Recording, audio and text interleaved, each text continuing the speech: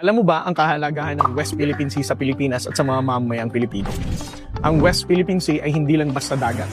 Ito ay ang ating yaman, kabuhayan, at higit sa lahat, ito ay sumisimbolo ng ating pagka-Pilipino.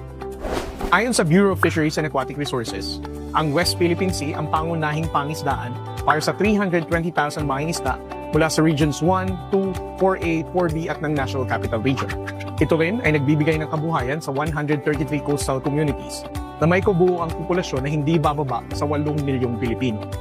Mula 2016 hanggang 2020, nakapag-ambag ang West Philippine Sea ng 318,000 metric tons ng isda taon-taon o 7.3% ng kabuuang produksyon ng isda ng Pilipinas at 10.2% ng supply ng pagkaing yamang dagat. Pinapakita rin ng mga datos na 27% ng kabuuang produksyon ng marine captured fisheries ng Pilipinas ay nagbumula sa West Philippine Sea, habang ang tinatayang produksyon ng pangisdaan mula sa mga coral reef sa Kalayaan Island Group ay maaaring madagdagan ng karagdagang 3 to 5% sa kabuuang produksyon ng marine fisheries. Bukod sa yamang dagat, mayaman din ang West Philippine Sea sa yamang pang-enerhiya. Ayon sa Department of Energy, tinatayang mayroong hanggang 12.2 trillion cubic feet ng natural gas at 6.2 billion barrels ng langis sa Recto Bank na nasa hilagang silangan ng Kalayaan Island Group. Ang reserbang ito ay may potensyal na mag-supply ng natural gas at langis sa Pilipinas sa loob ng mahigit isang siglo.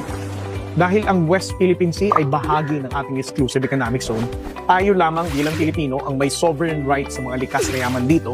Sa madaling salita, ang Pilipinas ang may eksklusibong karapatan na mag-explore, exploit, conserve at mag-manage ng mga likas na yaman dito, kaya't nararapat lamang na ipaglaban natin ang ating karapatan sa West Philippine Sea. Kung hindi natin ito mapuprotektahan, maaaring mawala ang yaman ng dagat, maapektuhan ang kabuhayan ng ating mga mangingisda at manganib ang seguridad ng ating bansa. Gayunpaman, ang pinakamahalagang dahilan bakit natin ito dapat tindigan ay dahil ito ay para sa mga Pilipino.